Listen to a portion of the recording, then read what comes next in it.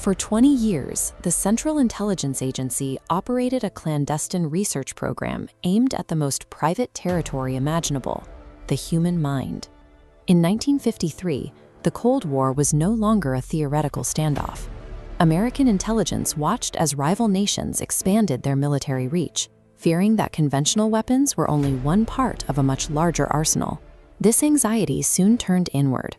Reports of brainwashing in overseas conflicts led many to believe that psychological warfare was already being used to influence American society.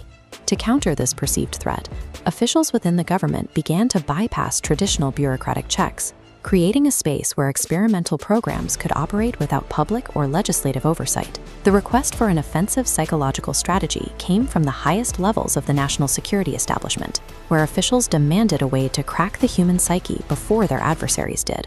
The task fell to CIA Director Allen Dulles.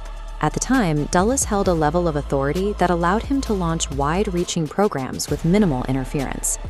Dulles authorized a significant budget for research into human behavioral modification, ordering his subordinates to explore every possible method of mental influence. This effort was codified as Project MKUltra. It was designed from the start to operate outside the standard legal frameworks that governed other government activities. This top-down authorization created a protected environment for the project. By sealing the operation within a strict hierarchy of secrecy, the agency ensured that those involved could pursue their goals without accounting for the methods used.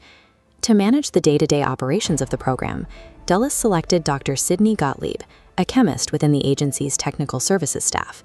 Gottlieb became the program's architect, tasked with translating with CIA's broad goals into specific, actionable experiments involving drugs, chemicals, and psychological pressure. Under his leadership, MKUltra expanded into a network of hidden laboratories. Researchers and analysts began testing substances they believed could break down a person's will. The core objective was to find predictable ways to dismantle the human personality. Gottlieb's research focused on three primary targets: erasing or altering memory, distorting a subject's perception of reality, and ultimately controlling their outward behavior. The program relied on extreme compartmentalization. Many individual researchers worked in isolation, seeing only their own data without ever knowing the full scale or purpose of Project MKUltra. This lack of transparent oversight allowed the experiments to deviate into increasingly dangerous territory, as researchers operated without a central authority to restrain their methods. At the base of this hierarchy were the subjects of the experiments, thousands of people who had no idea they were part of a CIA program. Many were ordinary citizens who had checked into hospitals or clinics for routine medical or psychological treatment, only to be secretly enrolled in Gottlieb's trials. The reality for these subjects involved days of sensory deprivation, forced isolation, and the covert administration of powerful hallucinogens like LSD. To hide the agency's involvement, the CIA funneled money through front organizations to fund these experiments at prestigious universities and research hospitals. Throughout these years of testing, the agency never sought informed consent. The subjects were never told what drugs they were being given or what the long-term effects might be. The result for many was lasting psychological trauma. Some victims spent years dealing with debilitating flashbacks and mental instability, never receiving an explanation for what had happened to them. The very people the agency was tasked with protecting had become the unwitting casualties of its search for total control.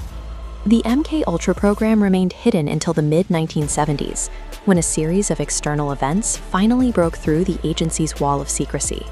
Investigative journalists, following tips about illegal domestic surveillance and medical abuse, began publishing the first reports of the CIA's human experimentation programs.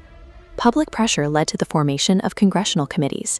For the first time, intelligence officials were subpoenaed to explain their activities to the American people. Just before the investigators arrived, the CIA director ordered the destruction of all records related to MKUltra, hoping to erase the project's history entirely. However, the purge was incomplete. Investigators discovered a set of financial records that had been misfiled, providing the paper trail necessary to prove the program's existence and scale. Despite the agency's efforts to operate outside the law, it was the simple, routine records of government spending that eventually exposed their most guarded secrets. When the surviving files were finally made public, they detailed 20 years of systematic medical and psychological abuse sanctioned by the state. The evidence showed that at no point did the program's leadership consider the legal or human cost of their search for behavioral control. While the victims of these experiments were left to manage their trauma without assistance, the men who designed the program, including Alan Dulles and Sidney Gottlieb, never faced criminal charges. The exposure of MKUltra led to a deep skepticism regarding the role of intelligence agencies. It replaced a general trust in government expertise with a documented reason to fear the misuse of domestic power. The history of the program remains a stark example of how a bureaucracy, when granted absolute secrecy, can convince itself that any violation of human rights is a necessary sacrifice for national security.